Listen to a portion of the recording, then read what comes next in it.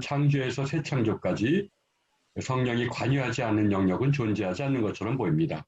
성경에서 성령이 하나님의 영, 여호와의 영, 지혜의 영, 그리스도의 영, 진리의 영 등 다양한 이름을 가지고 나타나는 이유도 이와 무관치 않습니다. 그러나 성경은 동시에 다양한 성령 체험들을 박사님 잠깐만요.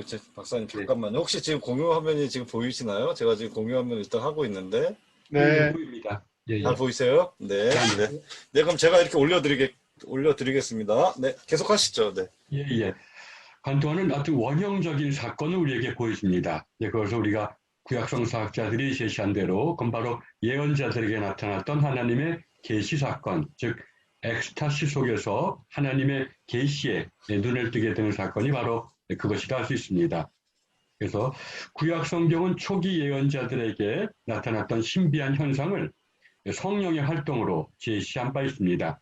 인간의 영이 그 어떤 초자연적인 힘에 사로잡혀 자신을 넘어서게 되는 이른바 엑스타시 상태 속에서 예언하게 되는 현상 말입니다. 이러한 엑스타시를 종교학에서는 의식이 일시 정지되어서 사로잡은 존재에게 자신의 몸만 빌려주는 무아도치 혹은 망아도치로 부르기도 합니다. 그러나 구약 성경 전체를 살펴보면 모든 엑스타시, 자기 밖에 서는 것, 자기 초월의 행위가 반드시 인간의 의식이나 지성의 활동을 정지시키는 것이 아니라는 사실을 알게 됩니다. 사실 예언자들에게 참된 엑스타시는 인간의 지성과 의식이 어떤 신적인 빛에 의해서 하나님의 자기 계시를 바라볼 수 있게 된 상태를 뜻합니다. 이러한 맥락에서 엘리야 이후의 예언자들은 자신을 말씀을 받은 사람으로 소개합니다. 하나님이 자신을 죄의 권세로부터 해방시켜 당신의 계시를 바라보게 하셨다는 것입니다. 사실 인간은 죄의 권세에서 자유로워질 때 비로소 하나님의 자기 계시를 인식하게 됩니다. 예수님도 이러한 사실을 강조한 바 있습니다. 마음이 청결한 자는 복이 있나니 그들이 하나님을 볼 것이며, 그래도 교부들은 특히 바실리우스 같은 교부들은 이러한 사상을 세분화시켜서 성령을 인간을 죄의 권세로부터 해방시키는 사역을 성화의 영이라고 부르고, 또 하나님의 계시에 눈뜨게 하는 성령의 사역을 친교의 영이라고 부르기도 합니다. 예언자들은 이러한 계시 체험에 근거해서 자신에게 선사된 성령이 세상을 창조한 영 혹은 생명의 영이라는 확신에 이릅니다. 이런 확신은 또한 예언자들로 하여금 때가 이르면 성령께서 세상을 새롭게 창조하리라는 소망을 갖게 됩니다. 지금 마지막 때에는 하나님의 영이 먼저 사람들의 마음을 새롭게 창조하고 이를 통해 만유를 새롭게 창조하리라는 것입니다. 신약 성경도 구약 성경의 성령 이해를 받아들입니다. 그러나 예수를 하나님의 궁극적인 자기 계시로 간주하는 사도들은 예수를 새로운 눈으로 바라보게 만드는 것을 성령의 근본적인 사역으로 제시합니다. 성령으로 아니하고는 누구든지 예수를 수치라 할 수 없느니라 바울이 이렇게 고백하고, 그래서 성령에 의해서 마음이 정화되지 않으면 예수의 신비에 눈을 뜰 수가 없다는 말이기도 합니다. 교부들은 이러한 맥락에서 당신의 신령한 몸을 우리의 새로운 본성으로 받아들이도록 부르시는 그 부활하신 분의 신비에 눈이 떠지도록 마음을 정화시키는 것을 성령의 근본적인 사역으로 제시한 바 있습니다. 이 성령의 위격성과 삼위일체, 여기서 중요한 물음이 제기되고 있습니다. 성령은 하나님의 힘인가 아니면 성부, 성자와 동등한 위격인가? 동방교회는 콘스탄티노플 공의에서 이러한 물음에 다음과 같이 대답했습니다. 우리는 주님이시고 생명의 수요자이신 성령을 믿습니다. 그분은 아버지로부터 나오시고 아버지와 아들로 더불어 동일한 영광을 받으십니다. 성령은 성부, 성자와 동등한 위격이라는 것입니다. 동방교회는 성령의 위격성에 근거해서 성부, 성자, 성령의 세 위격이 하나의 본질을 갖는다는 삼위일체 교리를 반포합니다. 그리고 새로운 단락으로 넘어가겠습니다. 그러나 동방교회가 반포한 삼위일체론에 그리스도 중심적 영성을 지닌 서방교회는 만족할 수 없었고, 그래서 결국 톨레도 공의에서 성령이 성부로부터 나온다는 공의의 교리에 그리고 성자로부터를 삽입해 반포합니다. 성령은 성부와 그리고 성자로부터 나오신다. 성령은 성자와 동등한 위격이 아니라 성부와 성자를 그리고 성자와 신자를 이어주는 사랑의 띠라는 것입니다. 동방교회는 이러한 삽입에 강력하게 항의했지만 서방교회는 오히려 동방교회가 공의의 교리에서 필리오케를 제거했다고 억지 주장을 펼쳤습니다. 이후 서방교회는 톨레도 공의를 지지하면서 성령을 성자로부터 나와 신자들을 성자에게 인도하는 그리스도의 영으로 가르쳐왔습니다.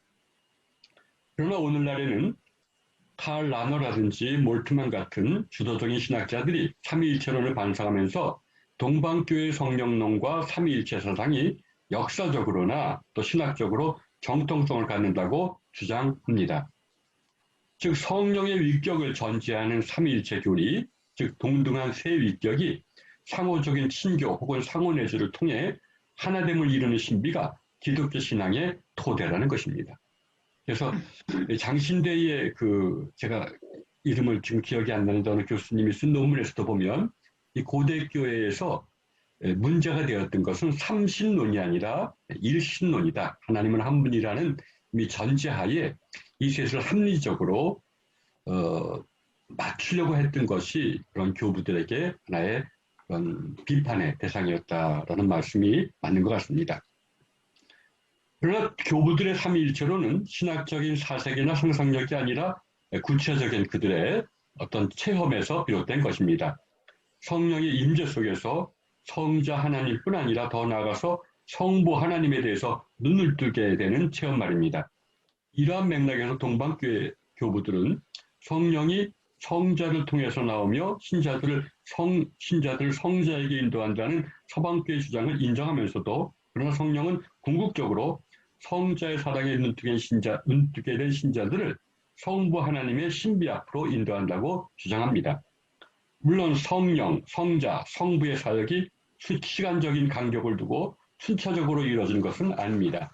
세 위격의 사역은 오히려 동시적으로 작용하고 상호 협력하는 가운데 인간을 구원으로 인도합니다. 단지 성령의 임재 속에서 마음의 정화되는 정도에 따라서 성자의 사역과 성부의 사역을 순차적으로 경험하게 될 뿐입니다.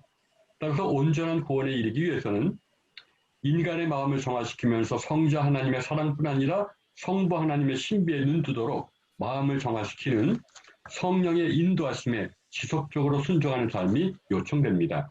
이러한 맥락에서 중세 기독교인들의 사랑을 받아 한몸에 받았던 데그레고리우스 1세 수도사로서 참 교황이 되신 분이죠. 이렇게 말합니다. 눈물 없는 회개와 순종 없는 눈물을 경계하라. 성령이 인도하는 회개 속에서 통해의 눈물을 주시는 성자의 사랑을 기다릴 때 또한 통해 속에서 그치지 말고 인간을 궁극적으로 순종으로 부르시는 성부의 신비에 눈뜨게 될 때까지 마음을 정화시키는 성령의 임재 속에 머물라는 것입니다. 영분별, 이것은 조금 건너뛰고 몇 가지만 읽어 내려가도록 하겠습니다. 처음에 성령의 임재 속에서는 신비한 체험들도 나타납니다. 그러나 성경은 다음과 같이 건면합니다. 영을 다 믿지 말고 오직 영들이 하나님께 속하였나 분별하라. 그러면 성령의 임재 가운데 있다는 것을 입증하는 이른바 성령의 열매 혹은 증거는 무엇인가? 통회하는 마음에 선사되는 믿음과 사랑은 분명 성령의 임재 가운데서 성자의 사랑에 눈을 뜨게 될 때 나타나는 현상입니다. 그러나 교부들은 성령의 임재 속에서 궁극적으로 주어지는 것이 겸손임을 강조합니다.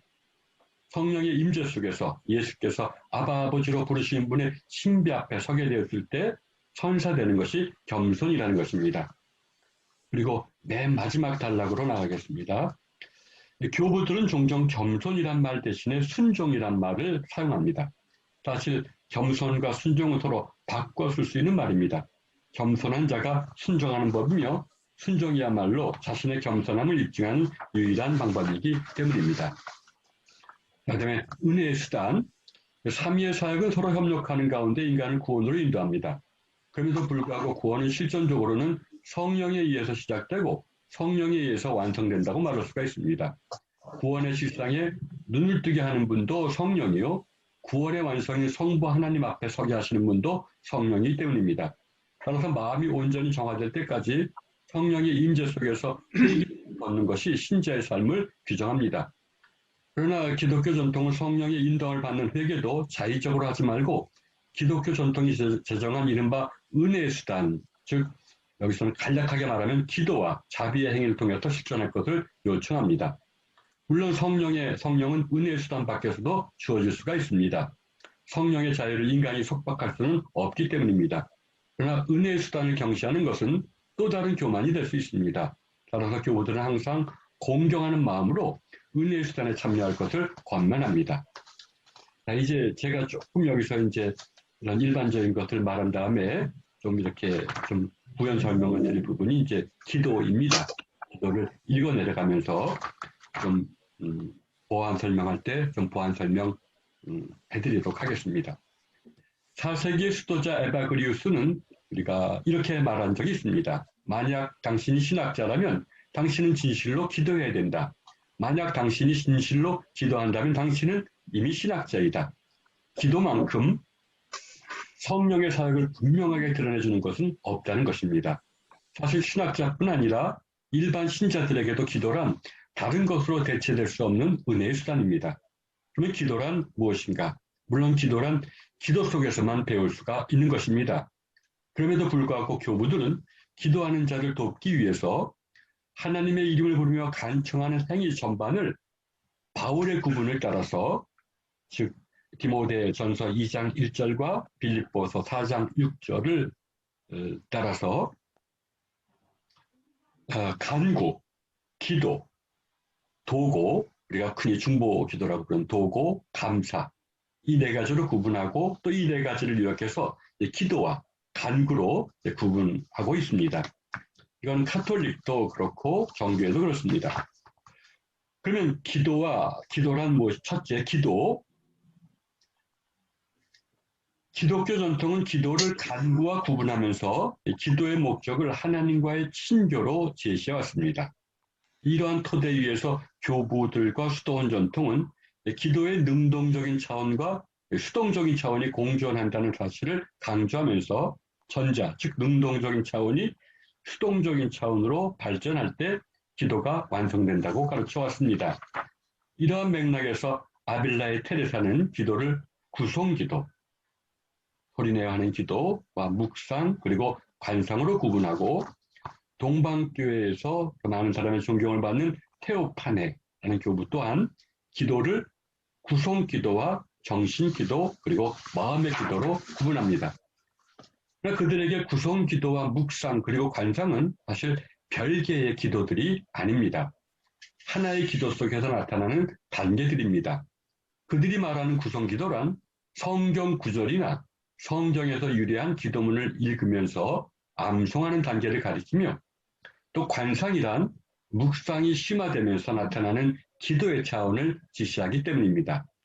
이러한 사실을 감안하면 우리가 교부들이 말하는 기도란 것은 독서, 묵상, 기도, 관상의 단계를 밟아나가는 렉시오 디비나 외에 다른 것이 아님이 밝혀집니다. 사실 기독교 영성 전통에서 기도란 성경 묵상을 항상 전제해 왔습니다. 수도원 전통에서는 렉시오 디비나가 수도자들의 전통적인 기도 방식이었고 교파를 초월해 사랑을 받고 있는 시편 묵상은 물론이고 카톨릭 전통의 묵주기도 또는 동방기도의 예수기도 또한 상이한 외적 전통에도 불구하고 성경 묵상이라는 공통 분모를 가지고 있습니다. 그래서 저는 우리나라 초기에 있었던 그런 하디 선교사라든지 그런 원삼 부흥운동에서 있었던 어떤 그 부흥회, 또 옛날에는 사경회라고 했던 거, 이것도 물론 개인적으로 드린 건 아니지만 어떤 진지한 어떤 성경 묵상의 한 방식이었던 것 같습니다. 그래서 그 하디 선교사의 부인이 쓴 고백문을 봤더니 그전에도 우리가 회개했지만 그때는 머리로 회개했지만 지금은 성경을 묵상하고 기도하는 가운데 이제 마음으로 우는 법을 배우게 됐다라고 기도한 글을 좀 읽고 그때 형태는 다르지만 하나의 그런 성경 묵상에서 나오는 기도를 드리고 있었구나 이런 생각을 갖게 되었습니다. 사실 성경은 마음이 뜨거워질 때까지 성경을 묵상하고 고요함, 헤스키야 또는 침묵에 잠길 때까지 기도하는 성경 묵상을 구원의 길로 선포하고 있습니다. 그래서 시편 1편 1절 2절 그래서 복 있는 사람은 악인들의 꾀를 따르지 아니하며 죄인들의 길에 서지 아니하며 오만한 자들의 자리에 앉지 않고 오직 여호와의 율법을 즐거워하여 그 율법을 주야로 묵상하는도다. 그래서 우리가 성경 묵상하면 우리가 큐티를 생각하거나 카톨릭을 따라서 하나의 지성으로서 성경에 나타나는 진리들을 숙고하는 것으로 생각하는데 사실은 그것보다는 조금 더 다른 의미를 가지고 있었다는 것을 좀 말하고 싶습니다. 그래서 이 성경 묵상의 단계, 렉시오 디비나는 겸손하게 성경을 읽는 것으로부터 시작합니다. 이러한 과정 속에서 집중을 방해하는 생각들과 선입견을 발견하고 내려놓는 일이 반복되면 독서가 어느 순간 경청이 되며 이러한 경청은 암기된 기도문이나 성경 구절을 되새김질하는 묵상으로 이어집니다. 묵상의 원어는 중얼거리다라는 뜻을 가진 히브리어 하가다입니다. 사실 히브리 전통에서 묵상이란 침묵하는 가운데 숙고하는 행위가 아니라 모든 감각기관을 동원해 눈과 입과 그리고 귀, 모든 감각을 동원해서 말씀이 마음에 각인될 때까지 말씀을 되뇌며 음미하는 행위를 뜻합니다. 교우들은 이러한 묵상이 마음속에 이른바 하나님의 기억을 창조한다고 말합니다. 하나님의 이름을 부르게 하는, 기도하게 하는 기억 말입니다. 동방교회는 기도로 이어지지 않는 묵상을 거부합니다.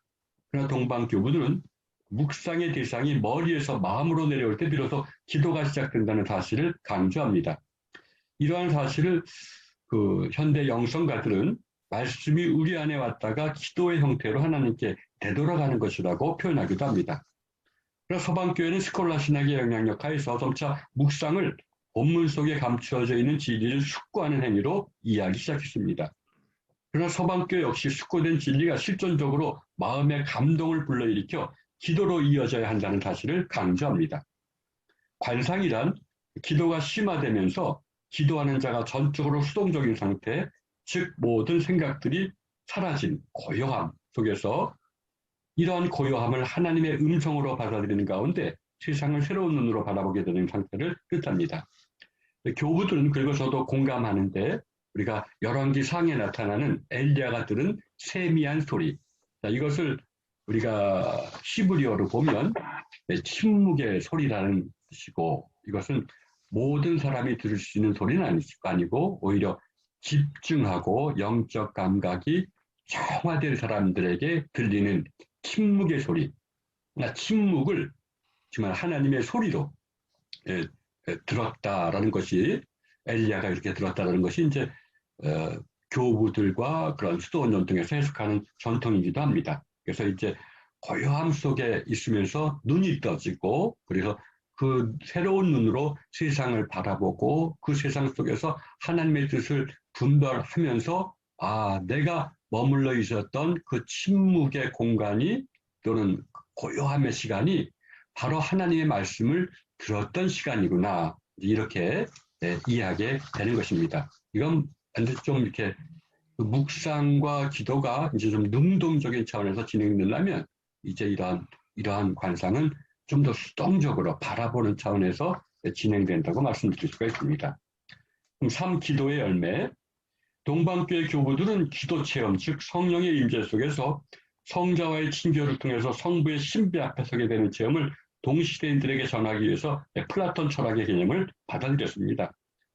사실 동방교회 영성에서 중요한 역할을 하는 개념들, 부정신학이나 정화나 관상, 신화 같은 것은 사실은 플라톤 철학에서 유래한 개념들입니다. 또 사실 오리게니스 같은 교부들은 사실 이런 플라톤의 사상도 받아들였죠. 그래서 특히 철학적인 관상을 받아들였고 그래서 인간의 누스, 그 지성이 모든 편견과 애착으로부터 정화될 때 그래서 이 지성이 궁극적인 실제를 바라볼 수 있고 또 이런 바라보는 관상을 통해서 관상의 대상인 그런 궁극적인 실제와 하나가 될 수 있다는 어떤 플라톤 철학을 많이 받아들인 것도 사실입니다. 그러나 교부들은 너무 플라톤주의를 무비판적으로 수용한 것이 아니냐는 비판의 측면에서 이러한 비판은 사실 오늘날에만 있는 것이 아니라 그 당시에도 있었습니다. 그래서 니케아 공예 전후로 자신의 정체성을 반성하게 되고 이러한 반성을 통해서 무로부터의 창조를 교리의 참됨을 입증해주는 기준으로 자리매김하고 또 지성을 인간의 중심으로 간주하는 플라톤의 인간론에 수정이 가해지면서 이런 지성적인 관상, 철학적인 관상 대신에 이른바 성경적인 마음의 기도의 자리를 내어주게 되었습니다. 또 이런 맥락에서 이제 553년에는 참 많은 수도자들이 존경했지만 그럼에도 불구하고 오리게네스와 에바그리우스의 영혼의 신성 사상 같은 것들을 정죄하게 이르렀습니다.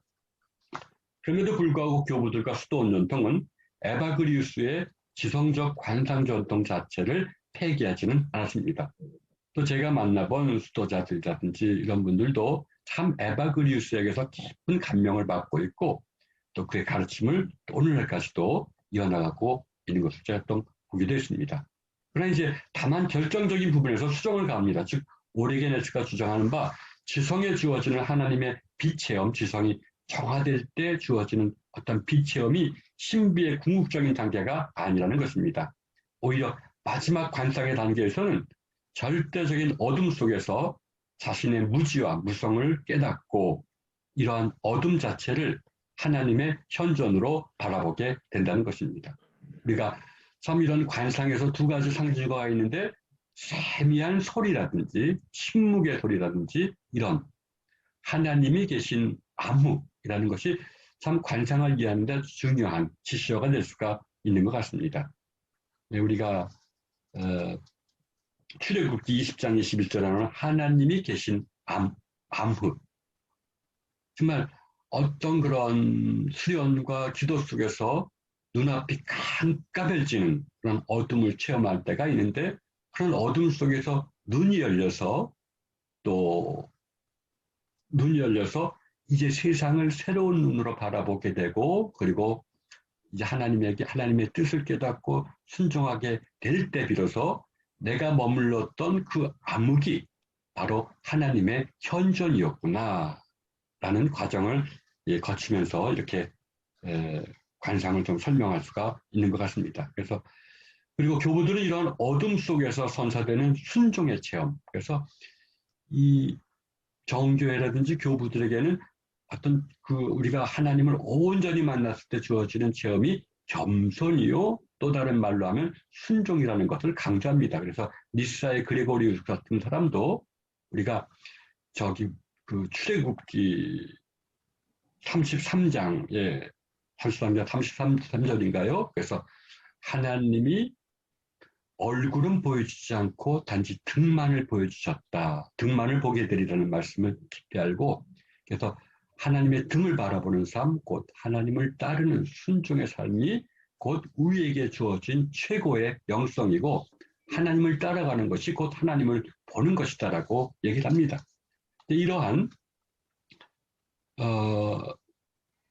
순종의 체험을 성령의 임재 속에서 성자와의 친교를 통해서 성부 하나님 앞에 서게 될 때 주어지는 궁극적인 체험으로 간주합니다.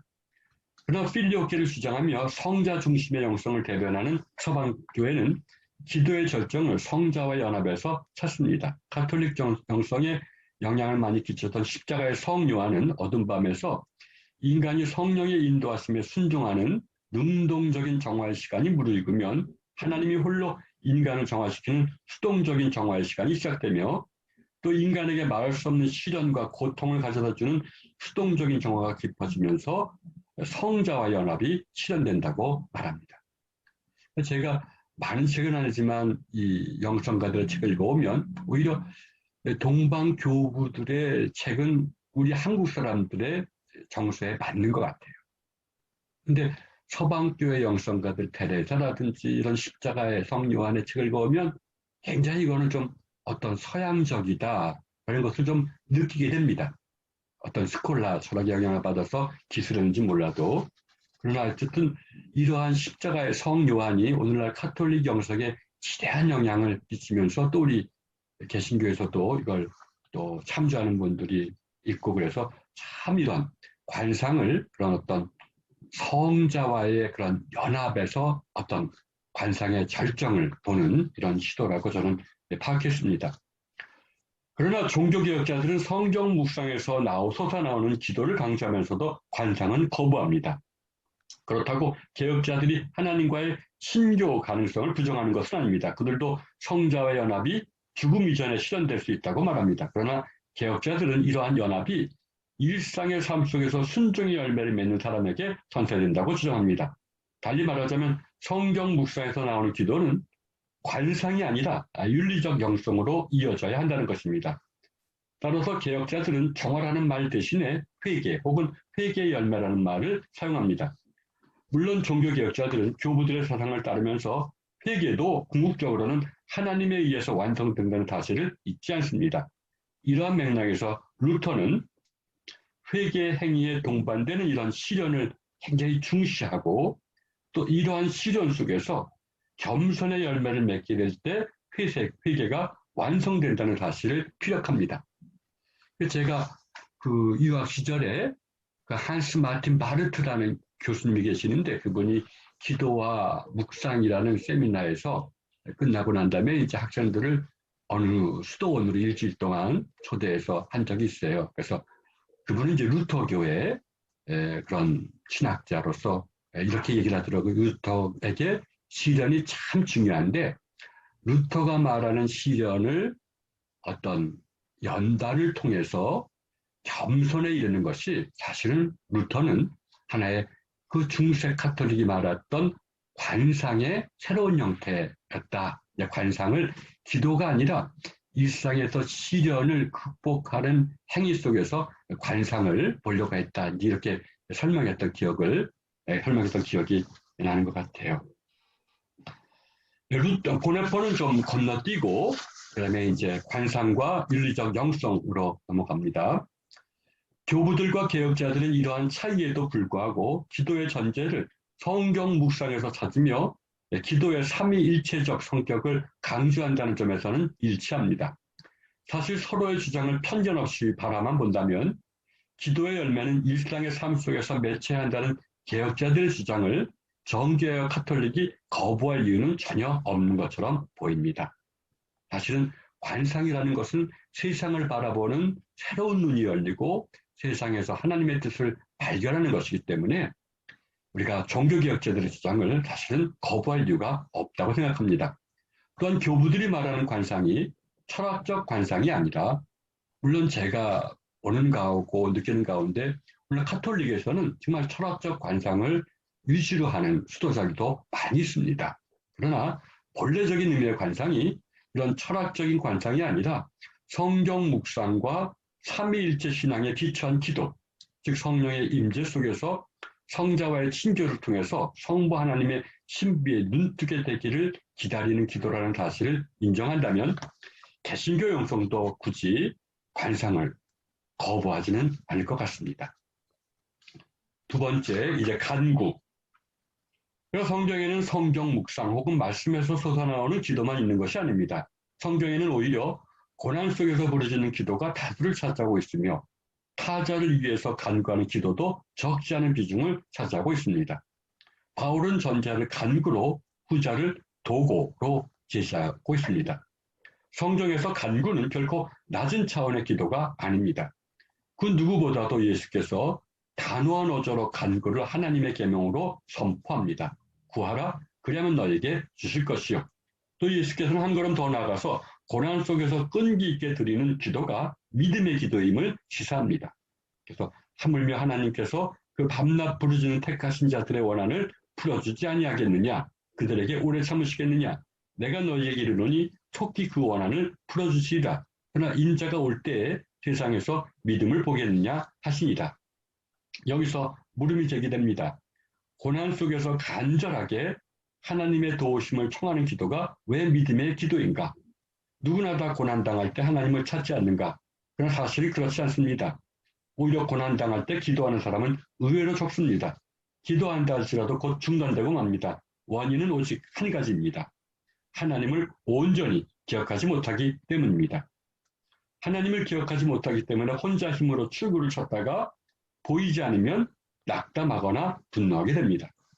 교부들이 강조하듯이 고난 속에서 끈기 있게 기도한다는 것은 그의 마음이 하나님을 기억하고 있다는 증거입니다. 이러한 맥락에서 진정한 간구는 이미 부지불식간에 성경 묵상의 열매인 하나님 기억을 전제하며 성경 묵상의 참됨은 고난의 때 하나님의 이름을 부르는 데서 입증된다고 말할 수가 있습니다. 우리가 고난의 때 하나님의 이름을 부르지 않는 것도 우리의 성경 묵상이나 심지어는 관상도 이것은 뭔가 문제가 있다는 것을 시사해주고 있다는 것입니다. 물론 성경은 잘못된 간구가 있다는 사실을 인정합니다. 구하여도 받지 못하면 정욕으로 쓰려고 잘못 구하기 때문이라 하나님 기억 없이 드려지는 간구는 공허한 기도가 될 수밖에 없다는 것입니다. 교부들은 우리의 중심이 머리에서 마음으로 내려갈 때 마음에 새겨진 하나님의 흔적을 발견하고 하나님을 기억하게 된다고 말합니다. 그래서 이제 이것이 이제 그런 교부들의 또 다른 하나의 그런 하나님 기억의 그런 개념이기도 합니다. 또 중보기도는 간구의 기도에 속합니다. 다만 타자를 위해서 간구한다는 점에서는 다만 여느 간구의 기도와 구분됩니다. 성경과 교부들은 중보기도를 제자들에게 주어진 계명으로 제시합니다. 중보기도는 사랑과 간구를 연합시킨 것이기 때문입니다. 기도는 사랑 외에 아무것도 아니라는 어거스틴의 말을 염두에 둔다면 중보의 기도야말로 기도 가운데 기도를 할 수가 있습니다. 보네포는 이러한 사실을 다음과 같이 해명합니다. 중보기도란 형제를 하나님 앞에 세우고 예수의 십자가 아래서 그를 가련한 사람과 죄인으로 보는 것을 말합니다. 그렇게 되면 나로 하여금 그를 떨쳐내도록 만드는 것이 모두 사라지고 나는 그의 필요와 공급만을 보게 됩니다. 그때 그의 공급과 죄는 마치 내 자신의 공급과 죄처럼 거대하고 무겁게 느껴집니다. 대면하기 싫은 그의 얼굴이 중보기도 중에 그를 위해서 그리스도께서 죽으신 형제의 얼굴, 은혜 받은 죄인의 얼굴로 변합니다. 이것이 바로 중보기도를 시작하는 그리스도인이 발견하게 되는 가장 큰 복입니다. 중보기도란 주님의 빛에서 가난한 자를 바라보는 묵상이라는 것입니다. 따라서 보네포는 과감하게 이렇게 말합니다. 바르게 행해진 중보기도는 그것만으로도 매일의 묵상 시간을 대신할 수 있다. 이러한 사실은 중보기도의 전제가 묵상임을 지시해 줍니다. 따라서 성경은 사랑을 낳는 믿음 없이 그리고 믿음에 눈뜨게 만드는 묵상 없이 드리는 중보기도를 경계합니다. 또 예수님은 치유에 실패한 제자들에게 이렇게 말씀하셨죠. 이르시되 너희 믿음이 작은 까닭이니라. 이런 맥락에서 영성사상가들은 중보기도에 앞서서 하나님의 선물인 성경의 빛에서 또 다른 선물인 가난한 자를 묵상하라고 권면합니다. 이것은 우리가 제가 어디서 읽었는지 모르지만 참 공감하는 것인데 하나님은 회개하는 자들에게 두 가지 선물을 주셨는데 하나는 성경이요 하나는 가난한 자다. 이것을 이런 하나님의 선물을 묵상하는 것이 사실은 중보 기도가 아니하는 것입니다. 카톨릭 영성사상가 드멜로는 이렇게 말합니다. 다른 사람을 위해서 기도하기 전에 무엇보다도 자기 스스로가 예수님의 현존을 깊이 느끼고 그분을 체험하는 것이 가장 중요합니다. 그렇지 않으면 여러분의 기도는 기도가 아니라 그저 사람들을 기억하는 연습에 그치게 되고 맙니다. 이렇게 간략하게 또는 어설프게 기도에 대해서 분류해 보았습니다. 그리고 결론과 또 여러분께 드리는 제안을 드리겠습니다. 교부들은 간구의 전제가 말씀에서 샘솟는 기도임을 강조합니다. 사실 예수께서도 주기도문에서 하나님의 뜻이 이루어지기를 먼저 기원하신 후에 그 다음에 자신에게 필요한 것을 간구하라고 권면한 바 있습니다. 이러한 맥락에서 즉 간구의 전제가 기도이기 때문에 기도가 소중하기 때문에 이러한 맥락에서 수도원 영성전통은 수행 없는 기도를 경계해 왔습니다. 그래서 에바그리우스는 이렇게 말합니다. 자신 안에 상처와 분노를 쌓아두고 기도할 수 있다고 생각하는 사람들은 마치 수없이 구멍난 통에 물을 가져다 붓는 사람들과 같다. 수행 혹은 정화 없는 기도 또는 능동적인 정화 없는 수동적인 정화란 존재할 수가 없다는 것입니다. 그러나 교부들은 동시에 간구를 경시하는 영성도 경계해 왔습니다. 물론 수도원 전통은 사실은 이런 관상에 치중하죠. 그리고 일부는 간구를 조금은 무시하는 경향도 있습니다. 그러나 이제 교부들은 간구를 경시하는 영성을 분명히 경계했습니다. 기도의 열매는 겸손이기에 참된 기도는 간구의 열매를 맺는다는 것입니다. 정교회의 이에로테오스테주교는 이렇게 고백합니다. 쉬지 않고 드리는 영적 기도를 할 때 우리는 교만의 상태에 빠져들지 않습니다. 기도를 통해서 우리가 얻는 것은 겸손이라는 복된 상태입니다. 제가 개인적으로 제가 아는 분을 통해서 아현동에 있는 그 정교회 그런 대주교의 말을 들었습니다. 그래서 그분이 하는 말이 자기는 개신교가 부럽다. 왜?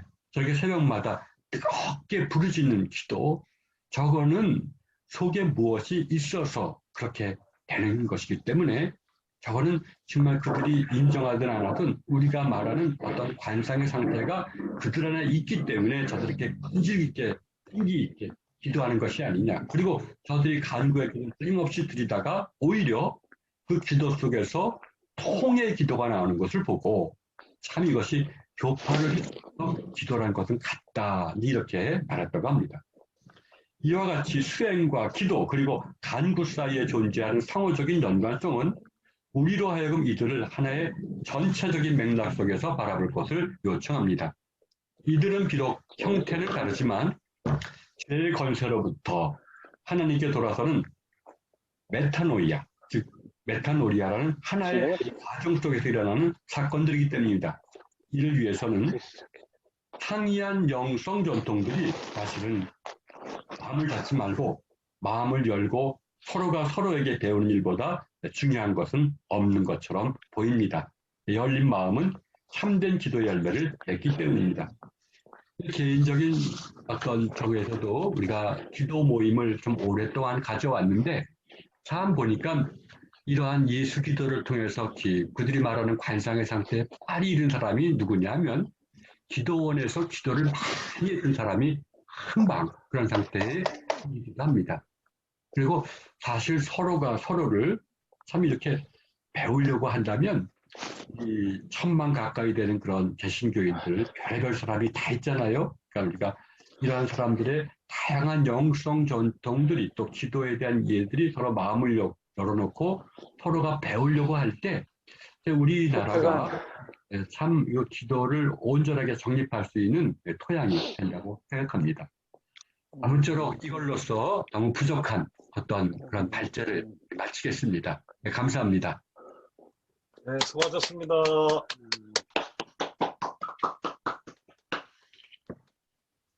네, 일단 잠깐만요.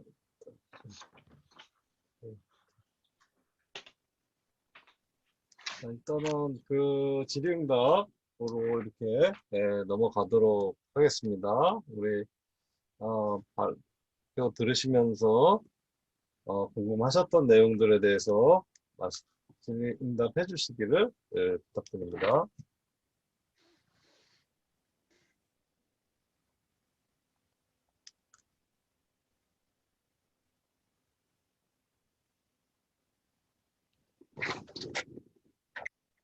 제가 네. 간단한 질문 하나 할까요?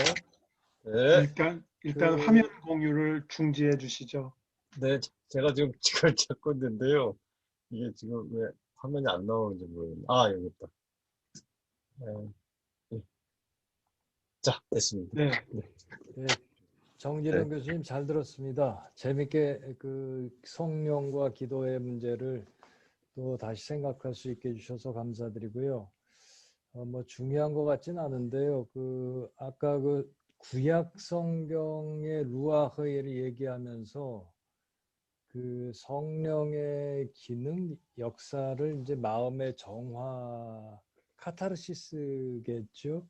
아까 저희 그리스어로도 잠깐 나왔는데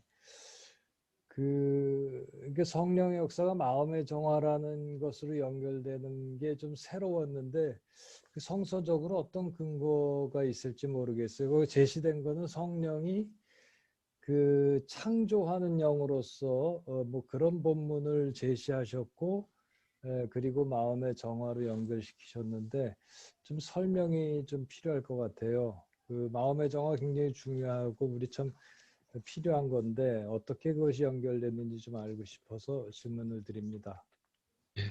감사합니다. 아주 좋은 질문 같아요.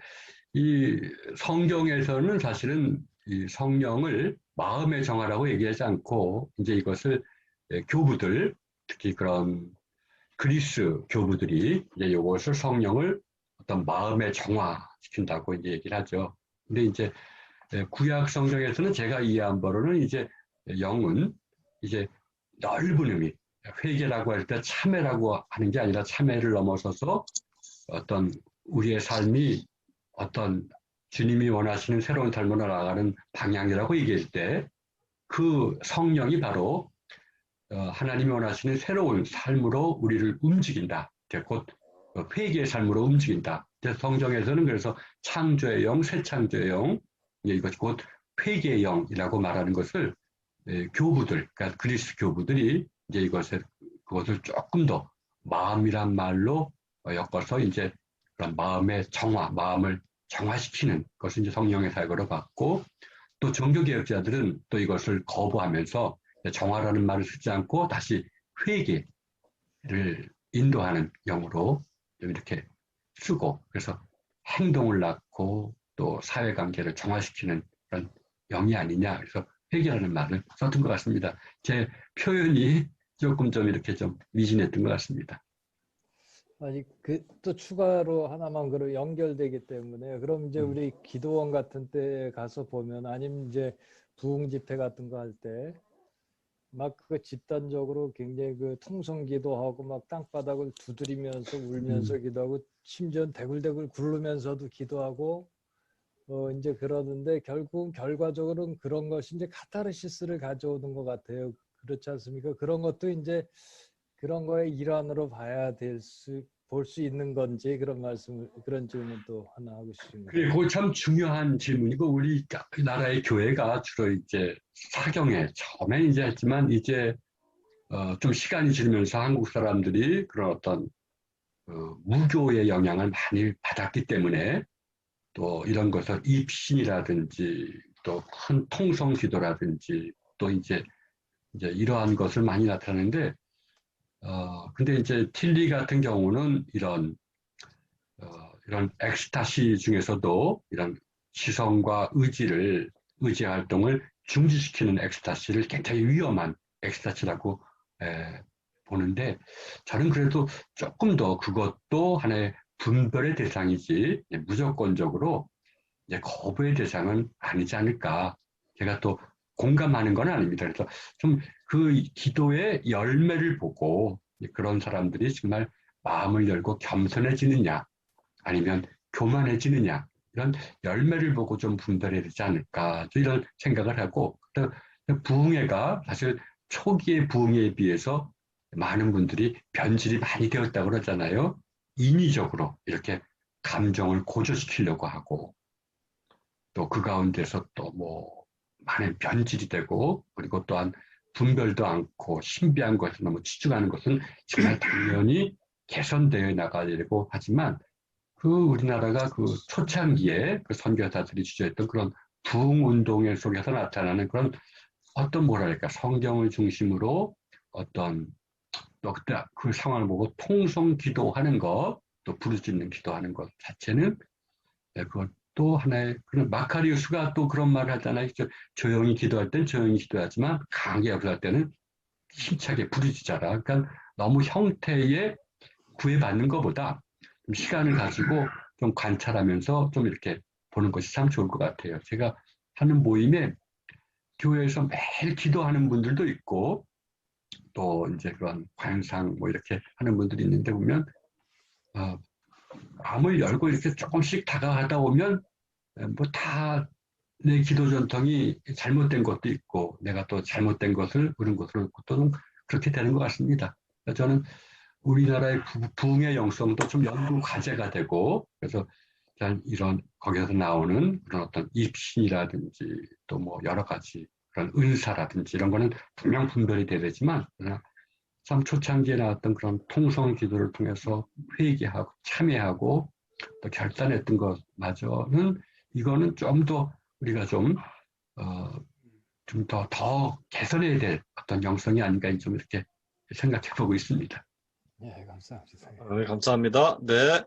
제가 김영선 교수님, 예, 질의해 주십시오. 그래 네. 말씀 잘 들었고 사실 이렇게 안 들어올까 하다 들어온 게 하나님의 축복이다 할 정도로 우리 정 박사님께서 기도를 많이 하신 것 같아요. 그러니까 안 할 것 같았는데 그래서 어쨌든 강의 중에 우리 신학교 교수들이 참 이렇게 그 신학을 하면서 학생들을 영성을 지도하면서 많이 기도하지 않지 않나 한다 해도 실상은 마음속에 좀 꺼리낌이 있지 않나 싶으면서 오늘 강의 중에 그 수동적 기도로 시작해서 능동적 기도로 끝난다. 수동적 성화에서 능동적 성화로 간다. 다시 말하면 이제 우리가 그 지성적인 기도를 통해서 뭐 이렇게 관상을 통해서 렉시오 디비나를 통해서 이제 그런 하나님과의 깊은 친교로 들어가서 하나님 현존 앞에서 우리가 드러나는 것까지 나가는 것이 기도의 온전한 모습으로 이렇게 이해를 한다 그러면 대부분의 신학교 교수들이라든가 지적인 사람들이 그 수동적인 기도에서 머무르고 많은 경향이 있는 것 같이 여겨지는데 그 기도를 온전한 기도가 아니라고 본다면 완성된 기도가 아니라고 한다면 우리가 능동적 성화나 기도에까지 이르기 위해서는 오늘 그 성령과 기도가 그 주제인데 이런 상황에서 성령은 어떻게 우리에게 동참할 수 있고 역할을 할 수 있는지 그런 거에 대해서 좀 우리가 좀 우리 신학자들이 수동적 기도에서 능동적 기도로 나가기 위해서 성령 우리에게 어떤 도우심을 줄 수 있는지 어떤 연관이 있는지에 대해서 얘기 좀 해줄 수 있을까요? 예, 이제 그 모든 게 사실은 그 잠깐만, 이게 예. 왜 이렇게